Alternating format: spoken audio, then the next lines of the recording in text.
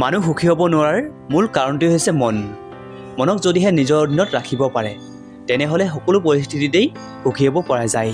যিজন ব্যক্তিয়ে বন্ধ দুৱাৰৰ আঁৰত বহি দুখৰ বিলাপ কৰি ব্যাকুল হৈ থাকে, সুখে তেওঁলোকৰ বন্ধ দুৱাৰ দেখি অহা বাটেৰে উভতি যায়।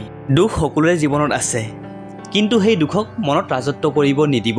তেনে কৰিলে আহিবলগীয়া সুখখিনিকো কোনোদিনে সুখেৰে ভোগ কৰিব নোৱাৰিব। অসৎ মানুহৰ মিত্ৰ বেছি, কিন্তু সৎ মানুহৰ সদায় শত্ৰু বেছি। খালী কলহৰ শব্দ বেছি, মূৰ্খ মানুহৰ উস্তাদি বেছি। অল্প শিক্ষাৰ বিপদ বেছি, জ্ঞানী লোকৰ মুখত মৌনতা বেছি। সৎ পথত চলা মানুহৰ জীৱনত কণ্টল বেছি, আৰু আনক অন্যায় কৰা মানুহৰ সদায় দুখ বেছি। যিসকল মানুহে আপোনাৰ ভাল কথাবোৰো বেয়া অৰ্থ উলিয়াই আপোনাক সেই প্ৰতিপন্ন কৰিবলৈ চেষ্টা কৰে, তেনেকুৱা মানুহৰ কথাত কোনো চাফাই দিবলৈ গৈ আপোনাৰ বহুমূলীয়া সময় নষ্ট নকৰিব। সময়ৰ কি বিড়ম্বনা! সঁচা কথা ক'লে কোনেও বিশ্বাস নকৰে, আৰু মিছা কথা কোৱাবোৰকহে আজিকালি সকলোৱে সোনকালে বিশ্বাস কৰে। বৰ্তমান যুগৰ ন্যায় ব্যৱস্থাত টকাৰে হয়তো পাপো ক্ৰয় কৰিব পাৰি, কিন্তু প্ৰভু ঈশ্বৰৰ বিচাৰ প্ৰক্ৰিয়াৰ অন্তত খোখা নোহোৱা দণ্ডৰ পৰাহে বাচিব নোৱাৰি। আনৰ প্ৰশংসাৰ বাবে লালায়িত হোৱাতকৈ নিজৰ ভাল লগা কৰ্মবোৰ সুচাৰুৰূপে কৰি যোৱাই মংগল। তেতিয়া অন্ততঃ নিজৰ কৰ্মৰ মানদণ্ড বিচাৰি হীন মান্যতাত ভুগিবলগীয়া নহয়।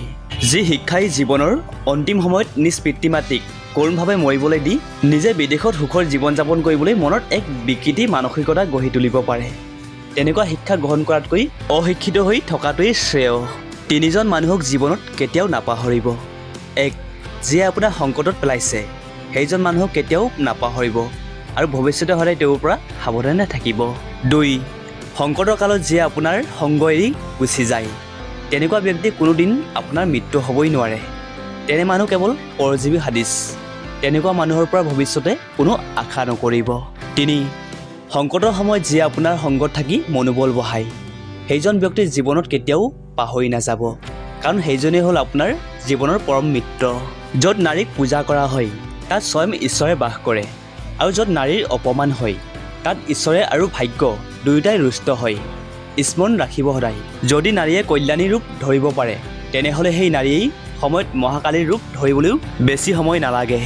যি নাৰীয়ে মাতৃৰূপ ধৰি জন্ম দিব পাৰে সেই নাৰীয়ে সময়ত মৃত্যুৰূপ ধৰি মহাবিনাশৰো সৃষ্টি কৰিব পাৰে। য'ত নাৰীৰ অপমান হ'ব তাত মহান ভাৰত হ'লেও আন এক মহাভাৰত হ'বলৈও বেছি সময় নালাগিব। নিজৰ ভুলবোৰ স্বীকাৰ কৰি লোৱা মানুহবোৰ জ্ঞানী, আৰু নিজৰ দুখবোৰ আনৰ ওপৰত জাপি দিয়া মানুহবোৰ হ'ল এক প্ৰকাৰৰ মূৰ্খ।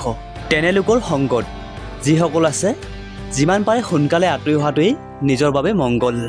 যাক বদলি কৰিব পৰা যায় তাক বদলি কৰা, যাক বদলি কৰিব নোৱাৰি তাক স্বীকাৰ কৰা, আৰু যাক স্বীকাৰ কৰিব নোৱাৰি তাৰ পৰা দূৰ হৈ যোৱা। মুঠতে নিজকে সদায় সুখী কৰি ৰাখা। যদিহে আমাৰ মনৰ দৃষ্টি শুদ্ধ হয় তেনেহ'লে কাৰো কুদৃষ্টিয়ে আমাক একো হানি কৰিব নোৱাৰে।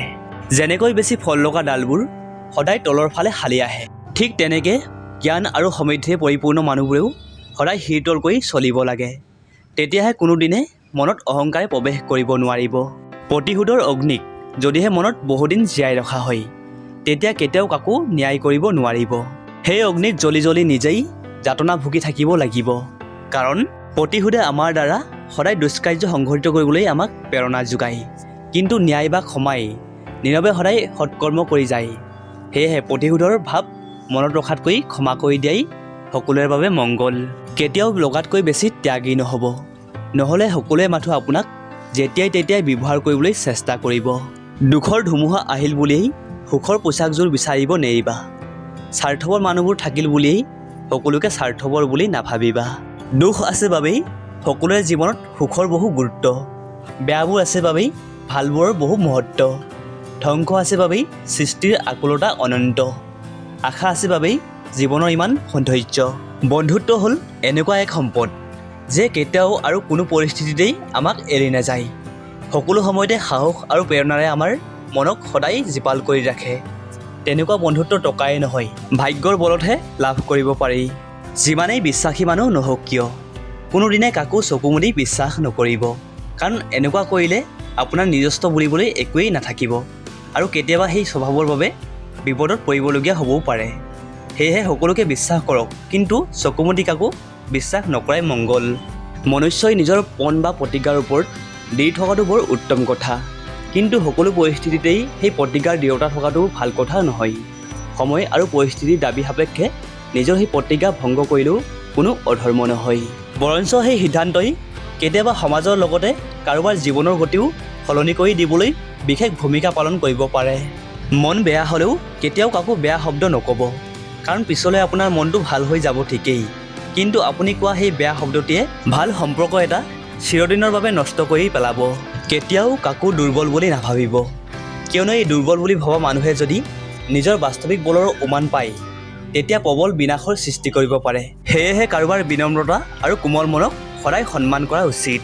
বিনম্ৰতা এনেকুৱা এটা শব্দ যাক শুনিবলৈ বৰ কোমল যেন লাগে, কিন্তু এই বিনম্ৰতাই হৈছে এনেকুৱা এক প্ৰবল শস্ত্ৰ যিয়ে বিনা যুদ্ধই বহুতকে নিৰস্ত কৰি পেলাব পাৰে। প্ৰেমে নহয়, মানুহৰ কপট মানসিকতাইহে বহুতৰে জীৱন ধ্বংস কৰে। বন্ধুসকল, আজিলৈ আপোনালোকৰ পৰা বিদায় লৈছোঁ। শেষত আপোনালোকলৈ মোৰ এটি অনুৰোধ, যদিহে ভিডিঅ'টো ভাল পালে তেন্তে লাইক, কমেণ্ট আৰু আপোনাৰ বন্ধুৰ মাজতো শ্বেয়াৰ কৰি দিব। নতুন কোনোবাই চাই আছে যদি চেনেলটো ছাবস্ক্ৰাইব কৰি ওচৰত থকা বেল আইকনটো ক্লিক কৰি থ'ব, যাতে আহিবলগীয়া নতুন ভিডিঅ'ৰ ন'টিফিকেশ্যন আপুনি আগতীয়াকৈ লাভ কৰে। ধন্যবাদ।